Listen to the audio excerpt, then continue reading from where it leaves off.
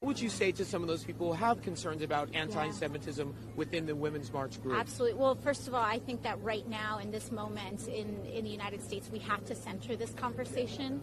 I think that concerns of anti-Semitism with the current administration in the White House are absolutely valid, and we need to make sure that we are protecting the Jewish community and all those that feel vulnerable in this moment. We will move the American embassy to the eternal capital of the Jewish people, Jerusalem. That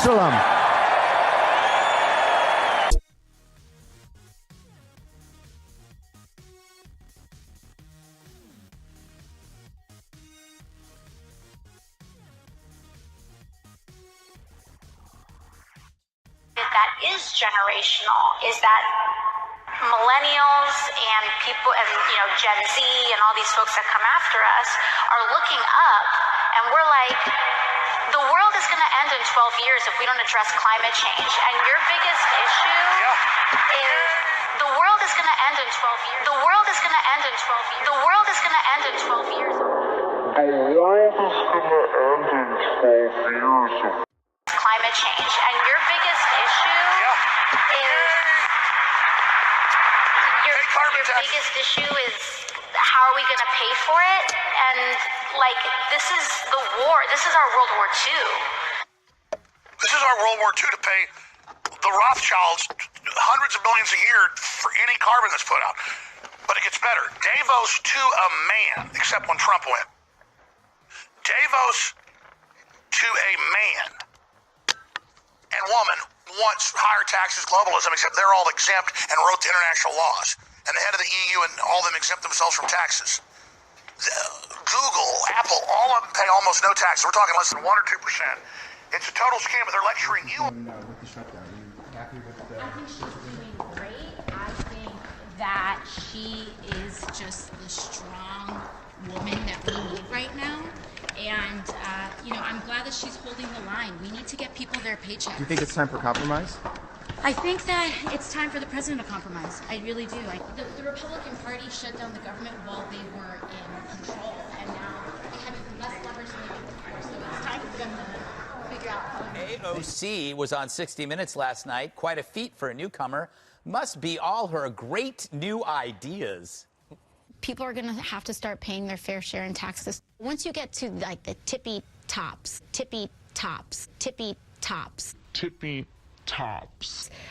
on your 10 millionth dollar, sometimes you see tax rates as high as 60 or 70%. What an expression. Now, the real story isn't AOC's very old ideas. It's the media's gushy view of her. Even with her old ideas, she gets on 60 Minutes. The past is called the future, and you better love it.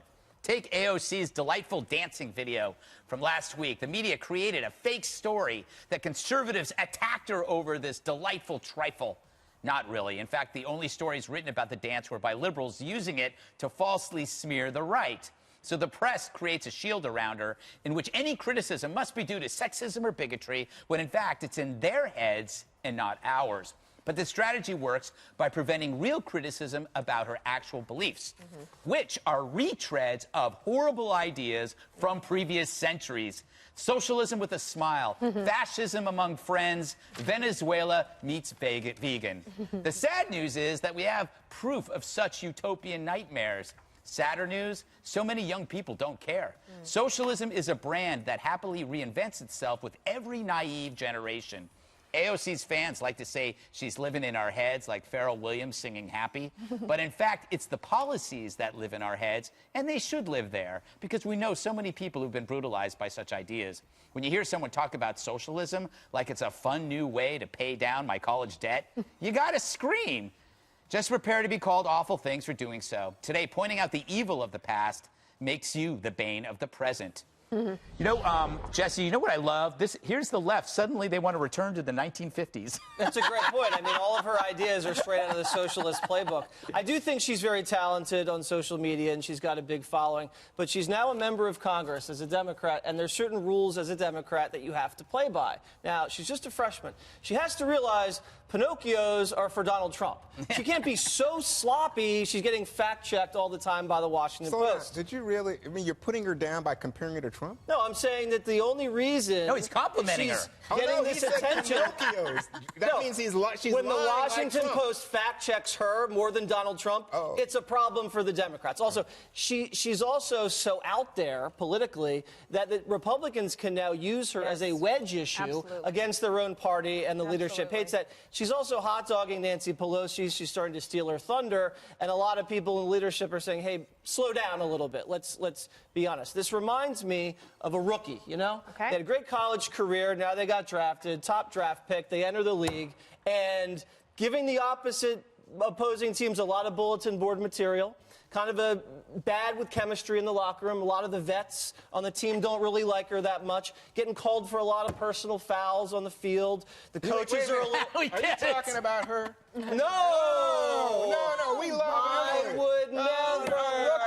Rookie I'm saying she's in page 6 a lot. You know, she might burn out, but she might have a long career. We don't really know yet. Jesse, let me just point some things out to you. One, she voted for Nancy Pelosi, and then the Republicans hissed at her because guess what? She is gold for Republicans. They are making her the star. Not really. More than Democrats, it's Republicans who love her because Republicans she represents... didn't put her on 60 Minutes. No. I think they did because they give her so much attention that 60 Minutes said, wow, who is this woman? Because she's wrong a lot. So Republicans say you're wrong. I know. What is she wrong about? Everything that she's advocated as a policy. 70% tax rate. Social Security. Universal health care. Social Security. How about that? Remember when that was radical? Oh, yeah. Great society. Terrible. What about raising tax rates?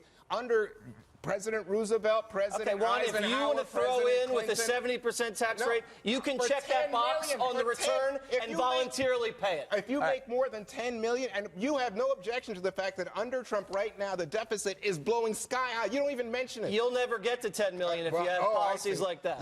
By the way, the rich pay now more than ever. I think the top 1% pays 40% total tax. In 1980, it was 19%. So it's gotten a lot worse, and it's not actually affecting the debt whatsoever. I want to go to this interesting thing. Why did you say that?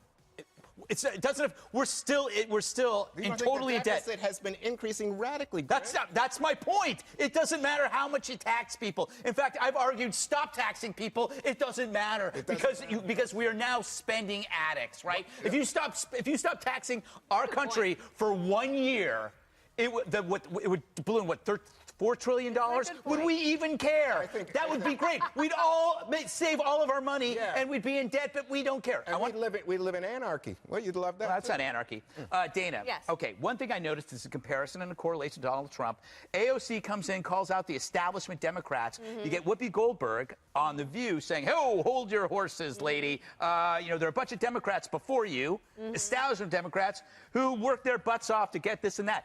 Isn't that a pretty fair but people that were voting for Democrats in deep blue districts like AOC's were definitely saying that, like they're done with the status quo. But think of all the Bernie Bros. Yeah. The Bernie Bros wanted something. They didn't want Hillary Clinton. Hillary Clinton didn't win because not enough Democrats wanted her to come out and win. I knew that Nancy Pelosi at some point would be eclipsed by this younger generation. I just didn't know it would happen in 3 days. Yeah. Wow. That's pretty interesting. The other thing is AOC beat one of Pelosi's most ardent allies in the Congress. She owes Pelosi nothing. Yeah. And yes, she might, but I do think Jesse makes a great point. Let that sink in. Everybody went quiet. I was like, even I did. Yeah. Even I did. Did I just say that? That came out of your mouth. But the more she actually talks about the ideas, not her personally, not the dancing, not that, but the ideas, right? That you could retrofit all of America within 10 years with renewable energy. Like, policy-wise, you have to go, okay, that's not possible. And she would say, why not just say it? Every day, she's got to build the wall comment. Right? She goes for it, Emily, every time. I think the upside is when she's talking about, like, socialism in Sweden, or she's talking about 70% rates. It reminds other people to go read up on this stuff and find out the truth. Yeah. Totally. Which in Sweden, it's a violent reality. Yeah. Sweden is absolutely going down in flames. There's parallel societies. That, yes. ABBA left. ABBA left. Well, that's true. I got to give Greg one.